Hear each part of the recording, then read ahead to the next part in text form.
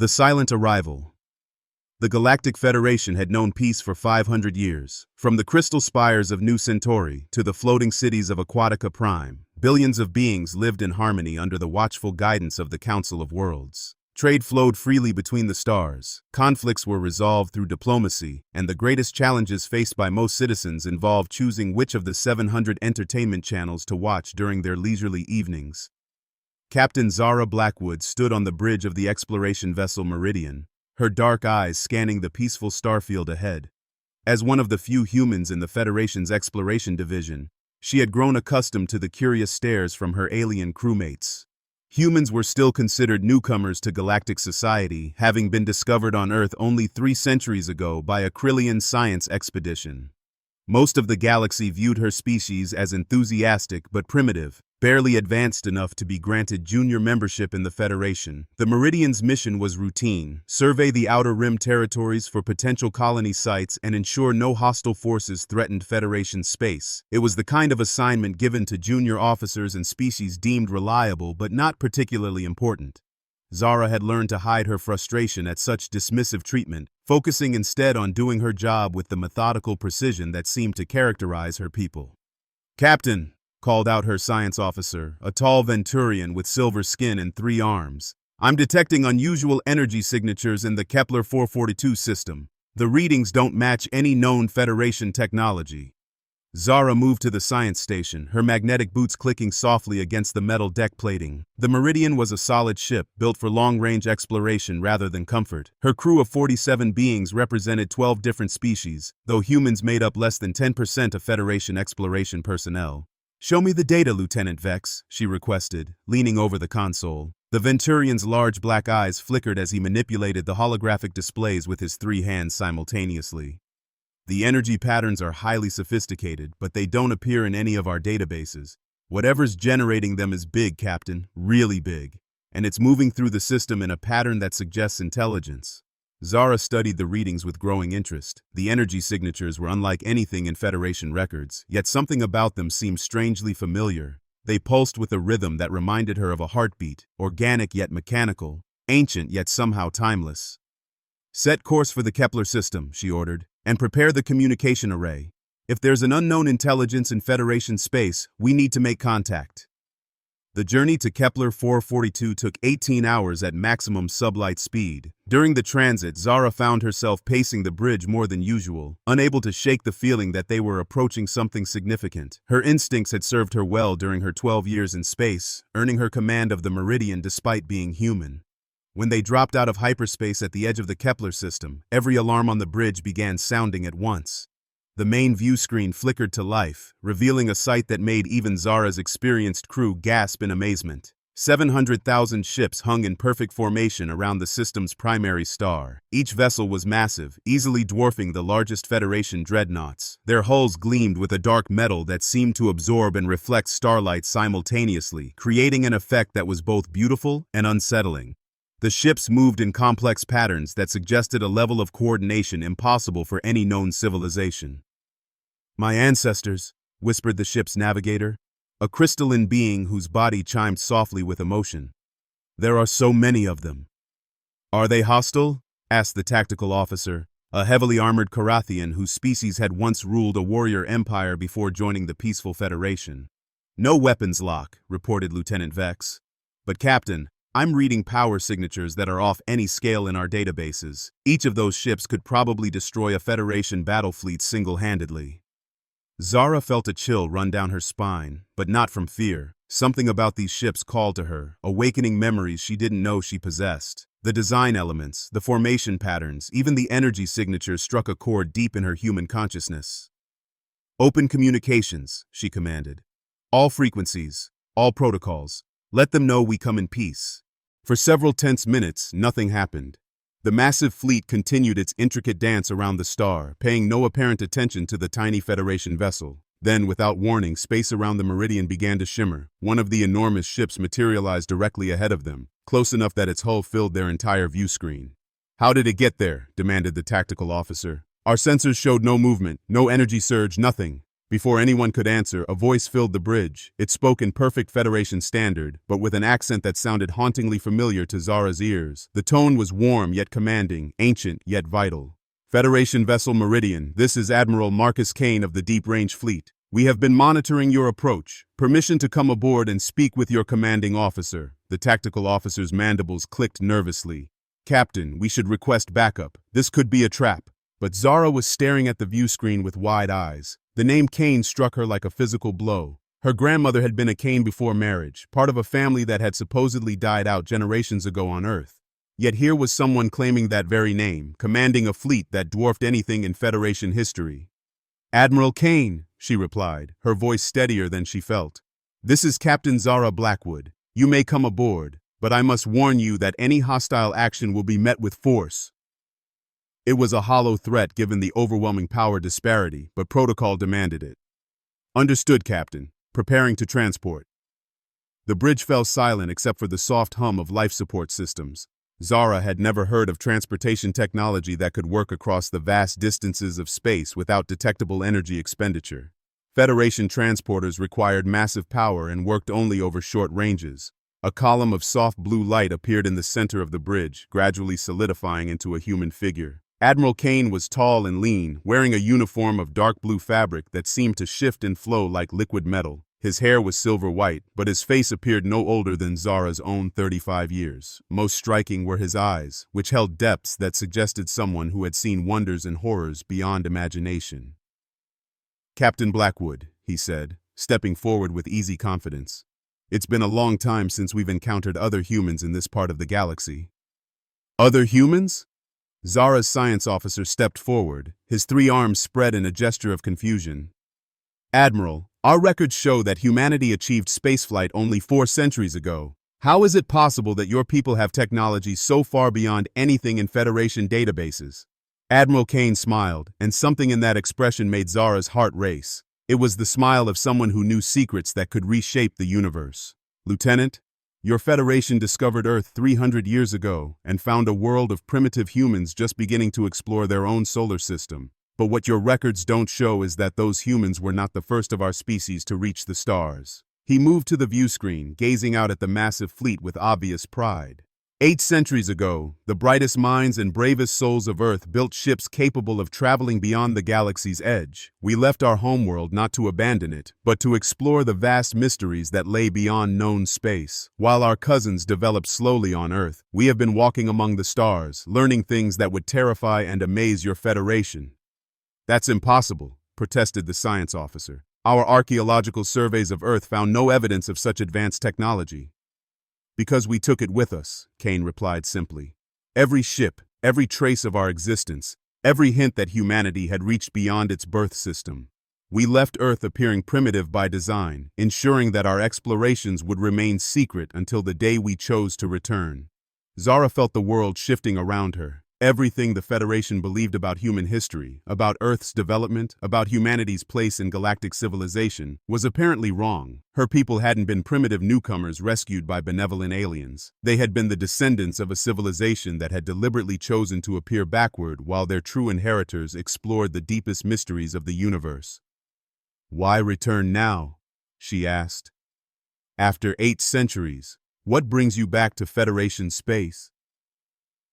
Admiral Kane's expression grew grim, and for a moment the bridge lights seemed to dim in response to his mood. Because something is coming, Captain. Something we encountered in the void between galaxies, something that makes the greatest threats your Federation has ever faced look like minor inconveniences. He turned back to face the crew, and Zara saw that his eyes now held flecks of starlight, as if tiny galaxies swirled in their depths. We discovered entities that exist outside normal space and time. Beings that feed on reality itself. For 8 centuries, we have fought them in the darkness beyond your borders, evolving and adapting to become something more than purely human. The Federation's expansion has awakened these entities, Kane continued.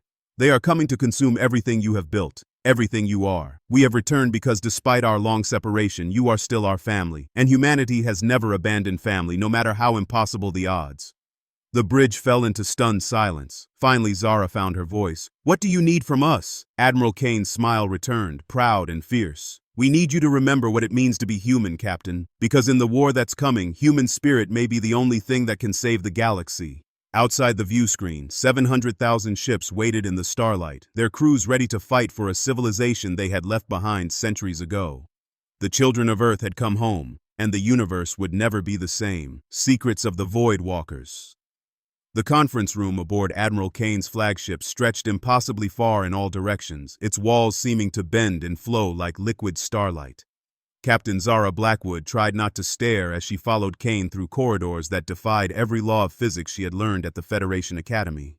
The ship's interior existed in dimensions that shouldn't have been possible, spaces that folded in on themselves while somehow remaining perfectly navigable. "Your ship," she said carefully. "It's bigger inside than outside." Kane glanced back with an amused expression. "One of the first things we learned during our travels, Captain. Space is far more flexible than your Federation science believes. When you've spent 8 centuries exploring beyond the galaxy's edge, you discover that reality has rules, but those rules can be negotiated." They entered a vast chamber where dozens of figures waited around a circular table that seemed to be carved from a single piece of crystallized space-time. Zara's breath caught as she realized she was looking at humans who had evolved far beyond anything she had imagined possible. Some appeared normal, except for eyes that held swirling galaxies. Others had skin that shifted between solid matter and pure energy. A few seemed to exist partially in other dimensions, their forms flickering between visible and invisible. "Welcome to the Council of the Deep Range," Kane said, taking his place at the head of the table. "These are the representatives of our various fleets, each one dedicated to exploring different aspects of the universe beyond known space." A woman with silver hair and stars literally twinkling in her eyes stood up. "I am Commander Elena Vasquez of the Quantum Division. We specialize in understanding the fundamental forces that hold reality together." She gestured to a man whose body seemed to be made of contained cosmic radiation. "This is Captain James Wright of the Void Seekers, our deep space reconnaissance specialists." One by one, the assembled humans introduced themselves, each representing a different branch of exploration and discovery that had taken humanity far beyond its origins. Zara felt overwhelmed by the scope of what her species had become during their long exile from known space. "Please sit," Kane said, indicating a chair that materialized from the table's surface. "There is much we need to explain, and time may be shorter than we hoped." As Zara settled into the strangely comfortable seat, holographic displays began appearing in the air around the table. Star charts, mathematical equations, and images of cosmic phenomena she couldn't begin to understand filled the space above their heads. 800 years ago, Kane began, Earth's greatest minds realized that our world was just the beginning of humanity's journey. While most of our people were content to explore their own solar system, a select few understood that the real mysteries lay beyond the galaxy itself. The holographic displays shifted to show Earth as it had been nearly a millennium ago. Cities of gleaming metal and crystal covered the continents, while massive ships floated in orbit around the planet. It was clearly far more advanced than the primitive world the Federation had discovered. "We built 1,000 ships," continued Commander Vasquez, "each one capable of traveling beyond the galactic rim. Our mission was simple: explore the unknown, learn everything we could about the universe, and return to share that knowledge with our people." "But you never returned," Zara said. "The Federation found Earth populated by humans who had barely achieved spaceflight." "Because what we found out there changed everything," replied Captain Wright, his voice carrying harmonics that seemed to resonate in dimensions beyond sound. 300 years into our journey, we encountered something that shouldn't have existed, entities that existed outside normal space and time, beings that fed on reality itself. The holographic displays now showed images that made Zara's mind struggle to process what she was seeing. Vast shadows moving between stars, consuming entire solar systems not by destroying them, but by unmaking them from existence entirely. Planets, stars, even space itself simply ceased to be wherever these entities passed. "We call them the Devourers," Kane said grimly. "They exist in the spaces between dimensions, consuming the fundamental forces that hold the universe together. When they feed, reality itself breaks down. Matter becomes unmatter. Energy transforms into entropy. Time flows backward or stops entirely." "How did you survive?" Zara asked, though part of her wasn't sure she wanted to know the answer. "By becoming something more than human," answered a figure she hadn't noticed before. The newcomers seemed to exist in multiple dimensions simultaneously, their forms shifting and changing as they moved. I am Dr. Sarah Chen, formerly of the Scientific Division. When conventional weapons and defenses proved useless against the Devourers, we had no choice but to adapt. The holographic displays showed the transformation process, though Zara's mind could barely grasp what she was seeing. Humans working with technologies that bent the laws of physics, gradually altering themselves to exist partially outside normal reality. They learned to walk between dimensions, to draw energy from the quantum foam that filled empty space, to think in ways that transcended purely biological consciousness. We became voidwalkers, Dr. Chen explained. Beings capable of existing in the spaces between realities. It was the only way to fight entities that existed outside normal spacetime. The process changed us, added Kane. We retained our humanity, our creativity, our drive to protect those we care about, but we also gained abilities that allowed us to combat threats that exist beyond conventional understanding. Zara stared at the assembled figures around the table. These were her people, yet they had become something far beyond what she had imagined possible. You've been fighting these Devourers for 5 centuries? Fighting, learning, evolving, confirmed Commander Vasquez. We discovered that the universe is far stranger and more dangerous than anyone in your Federation could imagine. But we also learned that human creativity and determination are forces that transcend dimensional boundaries. Why didn't you warn the Federation? Zara asked. Why leave Earth appearing primitive instead of sharing this knowledge? Kane's expression grew sad. Because knowledge of the Devourer's existence would have driven most species to madness or despair. The galaxy's peaceful civilizations weren't ready to learn that reality itself was under constant threat. We chose to bear that burden alone, protecting the galaxy from the shadows while allowing normal life to continue. But something has changed, Dr. Chen said, her multidimensional form flickering with urgency. The Federation's expansion into the Outer Rim territories has awakened something that should have remained sleeping. Your exploration ships have been sending signals into regions where the Devourers wait, drawing their attention toward inhabited space. The holographic displays now showed Federation star charts with expanding circles of exploration pushing ever outward from known space. Where these exploration zones intersected with certain regions, ominous shadows began to appear. 3 weeks ago, Captain Wright reported, our deep-range sensors detected massive Devourer movement toward the galactic core. They're no longer content to hunt in the void between galaxies. They're coming here to consume everything your Federation has built. Zara felt ice forming in her veins. How long do we have? Days, perhaps weeks, Kane replied. The Devourers don't travel through normal space, so their arrival time is difficult to predict, but our calculations suggest the first assault will begin soon. What can the Federation do? She asked, though she suspected the answer would be devastating.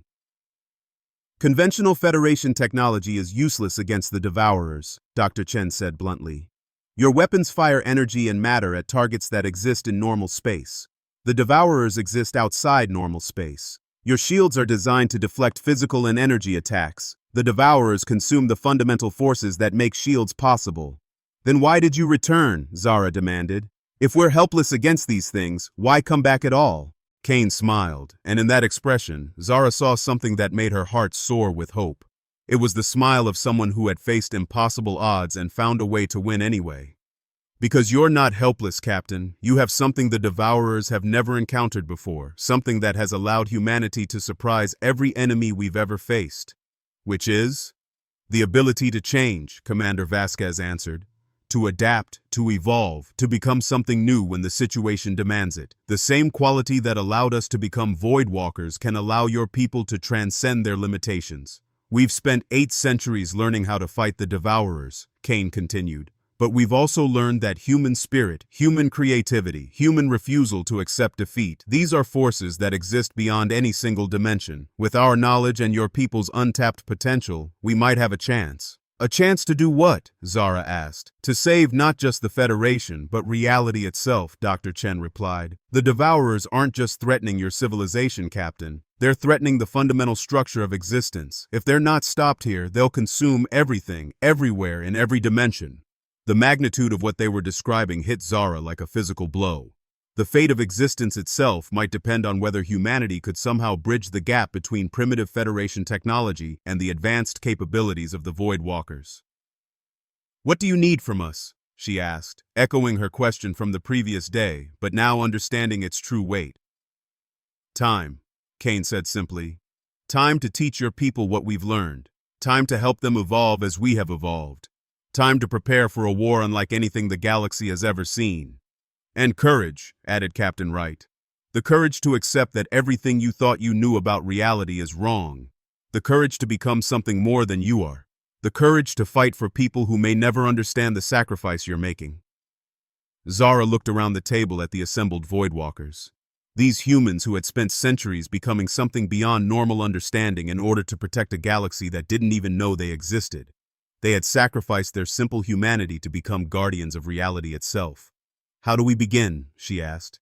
Kane stood, and as he did, the entire chamber seemed to pulse with energy. We begin by returning to Federation space and convincing your leaders that the impossible is not only possible, but necessary. We begin by showing them that when humanity is threatened, we don't just fight back, we evolve. Outside the vast windows of the impossible ship, 700,000 vessels waited in perfect formation. Each one was crewed by humans who had chosen to become something more than human in order to protect everything they had once been. The deep-range fleet was coming home, bringing with them knowledge that would either save the galaxy or watch it cease to exist entirely. The real war was about to begin, and humanity would once again prove that they were capable of becoming whatever the universe demanded of them. The last stand at reality's edge. The Federation Council Chamber had never hosted a gathering quite like this one. Representatives from 47 different species sat in stunned silence as Admiral Kane finished his presentation about the approaching Devourer threat. The holographic displays showing planets being unmade from existence still flickered in the air above the central platform, their impossible imagery challenging everything the assembled leaders thought they knew about the universe. Chancellor Vorth of the Andromedan Republic, his crystalline body resonating with frequencies of disbelief, was the first to speak. You're asking us to believe that reality itself is under attack by entities that exist outside space-time. Furthermore, you claim that primitive humanity has somehow evolved into beings capable of fighting these devourers. Captain Zara Blackwood stood beside Kane, having served as the bridge between the Federation and the deep-range fleet for the past week. The transformation in her own understanding had been profound, but convincing an entire galactic government was proving far more challenging. With respect, Chancellor, she said, I've seen their technology firsthand. I've stood aboard ships that exist in multiple dimensions simultaneously. The evidence is overwhelming. Evidence that could be fabricated, interjected Supreme Commander Krell of the Hegemony Defense Forces. Advanced holographic technology could create any illusion these humans desire.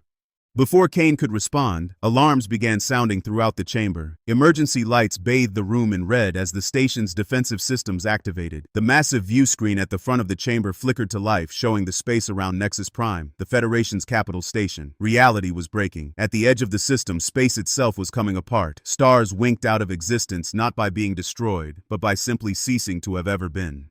The familiar constellations that had guided travelers for millennia were being erased from the universe as if they had never existed. Where the stars disappeared, an absolute darkness spread, a void so complete that it seemed to devour light itself.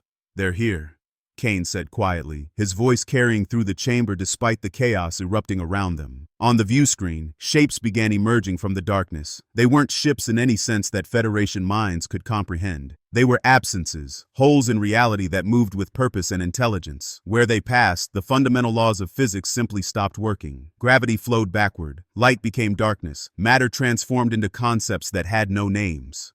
All Federation fleets respond immediately, Supreme Commander Krell barked into his communicator. Priority Alpha defensive formation around Nexus Prime. Commander, wait, Kane called out. Conventional attacks will only feed them. Every energy blast, every missile, every shield activation gives them more reality to consume. But it was too late. The First Federation battle group had already engaged the approaching entities, launching volleys of plasma cannons and quantum torpedoes. The weapons struck their targets and simply vanished, not destroyed but unmade, as if they had never been fired. Worse, the areas where the weapons had been absorbed began spreading outward, consuming the ships that had fired them. The Federation flagship, Eternal Peace, pride of the fleet, fired its most powerful weapon directly at the largest devourer entity. The planet-killer beam that should have vaporized an entire moon struck the darkness and disappeared. In response, the entity moved forward, and the Eternal Peace began to fade from existence, its hull becoming translucent as the bonds holding its atoms together were consumed. Dear gods, whispered Chancellor Vorth, it's eating our ships. Not eating, Dr. Sarah Chen materialized beside Kane. her multidimensional form causing several Federation representatives to step back in alarm. Unmaking, converting them from existence to non-existence. Every attack your ships make only provides more energy for the process. On the view screen, the Federation fleet was retreating in disorder as their weapons proved worse than useless. Ships that tried to raise shields found the energy matrices being consumed, leaving them defenseless. Ships that tried to flee found their warp drives being unmade as they activated them. "We have to evacuate," Supreme Commander Krell declared. "Get the civilian population to the outer systems before those things reach Nexus Prime." "There is nowhere to run," Kane said firmly. "The Devourers don't just consume space, they consume the possibility of space. They're unmaking the paths your evacuation ships would take." As if to emphasize his point, several evacuation vessels attempting to reach hyperspace simply vanished mid-jump, their existence erased along with the hyperspace corridors they were trying to access. "Then what do you propose?" Chancellor Vorth demanded, his crystalline form now resonating with frequencies of desperation. Kane turned to address the full assembly. "We propose that you allow us to do what humanity does best. We adapt." Admiral Kane activated his personal communicator, speaking in a language that sounded like human words but carried harmonics that seemed to exist in multiple dimensions. "All deep-range fleet units commence Operation Transcendence. Prepare to engage Devourer forces with full Void Walker protocols." The view screen shifted to show the space beyond Nexus Prime, where the 700,000 ships of the deep-range fleet had been waiting. As the Federation watched in amazement, the human vessels began to change. Their hulls became translucent, then transparent, then seemed to exist only as suggestions of ships rather than solid matter. "They're phasing out of normal space-time," Dr. Chen explained to the stunned Federation representatives. "Becoming Voidwalkers allows us to exist in the same dimensional spaces as the Devourers." The transformed human fleet moved toward the approaching entities, not through normal space but by stepping between dimensions. When they engaged the Devourers, the battle that followed defied every understanding of warfare the Federation possessed. Human ships fired weapons that weren't energy or matter but pure concepts given lethal form. Beams of crystallized determination that struck the Devourers and reminded them what it meant to exist. Missiles of compressed hope that exploded into reality-strengthening fields. Shield generators that didn't deflect attacks but asserted the absolute necessity of their ships' continued existence. For the first time since the assault began, the Devourers recoiled. These weapons hurt them in ways that conventional attacks never could, because they were being struck not with energy or matter, but with fundamental forces that existed beyond their ability to consume. "How is this possible?" Chancellor Vorth breathed. "Because," Captain Zara Blackwood said, understanding flooding through her as she watched the battle. "They're not just fighting with technology. They're fighting with human spirit made manifest." On the view screen, Admiral Kane's flagship engaged the largest Devourer entity directly. The ship seemed to exist in multiple realities simultaneously, allowing it to strike the entity from angles that shouldn't have been possible. Kane himself appeared on the hull of his ship, no longer needing environmental protection because he had learned to exist in the spaces between atoms. But the battle was taking its toll. Human ships that stayed too long in Voidwalker form began to fade, their crews becoming more concept than flesh. The Devourers, while hurt, were adapting to the human attacks, learning to consume the very concepts being used against them. "We're losing," Dr. Chen reported, her multidimensional form flickering with strain. "The Devourers are evolving faster than we anticipated. They're learning to eat hope, to consume determination itself." That's when Captain Zara Blackwood did something that surprised everyone, including herself. She stepped forward and addressed the Federation Assembly. "Then we give them something they can't consume," she declared. "We give them something uniquely human." Before anyone could stop her, she activated the chamber's communication system and broadcast her voice to every ship, every station, every world in Federation space. "This is Captain Zara Blackwood of the Federation Exploration Service. I'm speaking to every human in the galaxy, whether you serve in Starfleet, work in civilian sectors, or live quiet lives on colony worlds. Our people are fighting and dying to save reality itself, but they need our help." She paused, watching the battle continue on the view screen. "The enemy feeds on energy, on matter, on the fundamental forces of the universe. But there's one thing they can't consume, one thing that exists beyond their understanding: the human spirit. The refusal to give up when everything seems hopeless, the ability to laugh in the face of impossible odds." Across Federation space, humans began responding to her call. They didn't have Voidwalker technology or dimensional weapons, but they had something else. They had the ability to believe in things that should have been impossible. On Federation ships still fighting the Devourers, human crew members began singing, not battle hymns or military songs, but simple melodies from their childhood. Lullabies their mothers had sung, folk songs from Earth, even children's nursery rhymes. The songs carried no tactical value, served no strategic purpose, but they were purely, absolutely human. The effect was immediate and astounding. Wherever humans sang, the Devourers faltered. The entities that consumed reality itself seemed unable to process the simple, joyful, defiant humanity of a lullaby sung by someone who refused to accept that the universe was ending. "The songs," Dr. Chen gasped. "They're creating reality anchors. The Devourers can't unmake something that's being continuously created by human imagination." More humans joined the effort. Children on distant worlds drew pictures of heroes defeating monsters. Adults told stories to their families about brave explorers who always found a way home. Elderly humans shared memories of times when impossible things had turned out to be possible after all. Each act of purely human creativity, hope, and defiance created ripples that spread through the battle zone. The Devourers, entities that existed by consuming reality, found themselves confronted with a force that created reality through sheer, stubborn belief. Admiral Kane's voice crackled through the communication system. "All human vessels, conventional and Voidwalker, coordinate on my signal. We're going to show these entities what happens when humanity fights for something bigger than themselves." The final assault was unlike anything in the recorded history of warfare. 700,000 advanced human ships fought alongside primitive Federation vessels, their attacks synchronized not by tactical computers, but by the shared rhythm of 10 billion humans refusing to let the universe end on their watch. Conventional human ships fired their simple plasma weapons not at the Devourers, but into the space around them, creating patterns of light that spelled out messages of hope in 100 human languages. Voidwalker vessels channeled the energy of these messages, transforming them into weapons that struck at the very concept of non-existence. The largest Devourer entity, the one that had been consuming entire star systems, found itself surrounded by an impossible paradox. Every direction it tried to expand into was occupied by human creativity, human stubbornness, human refusal to acknowledge that something couldn't be done just because it was impossible. With a sound like reality itself sighing in relief, the entity began to collapse. Not destroyed, but convinced that it would prefer to exist in dimensions where it didn't have to deal with beings who created hope out of empty space and turned laughter into a weapon. The other Devourers followed, retreating into the spaces between realities rather than continue fighting a species that treated the impossible as merely inconvenient. As the immediate threat faded, the deep-range fleet began returning to normal space-time. Ships became solid again, their crews shifting from multidimensional beings back to recognizably human forms. But something had changed. The barrier between the Federation's humans and the Voidwalkers had been broken. Both groups had learned that humanity's greatest strength wasn't its technology or its evolution, but its absolute refusal to give up. "Status report," Admiral Kane requested as his flagship materialized near Nexus Prime. "Devourer forces have withdrawn to extra-dimensional space," Dr. Chen reported. "Reality integrity restored across all affected systems. Casualties among deep-range fleet, minimal. Casualties among Federation forces, surprisingly low, considering what they faced." Kane smiled as he looked at the mixed fleet of advanced and primitive human vessels now working together to repair the damage.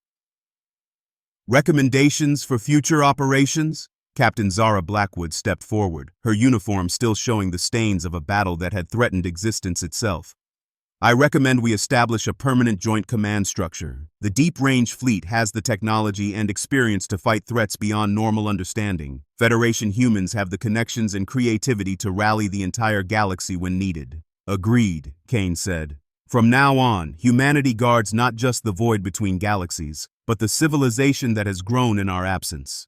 We've learned that whether we're exploring beyond the galactic rim or manning exploration vessels in Federation space, we're all still human, and that means we never abandon family." As repair crews from both fleets worked together to restore the damaged stations and ships, representatives from 47 alien species watched in amazement. They had witnessed something that would be discussed in their academies for centuries to come. They had seen a species that had been divided for 800 years reunite in a matter of hours to face an impossible threat. They had seen primitive technology and advanced evolution working together because both were guided by the same indomitable spirit. Most importantly, they had seen what happened when humanity fought not just for victory, but for the right of everyone to continue existing. The universe was safe, reality was intact, and the children of Earth had come home not as conquerors or saviors, but as guardians who would ensure that the galaxy remained a place where impossible things happened on a regular basis, usually because some human had decided that impossible was just another word for not yet accomplished. In the end, that was what made humanity special in a universe full of advanced civilizations and cosmic threats. Not their technology, not their evolution, but their absolute conviction that no matter how dark things got, morning would eventually come, and when it did, they would still be there to see it.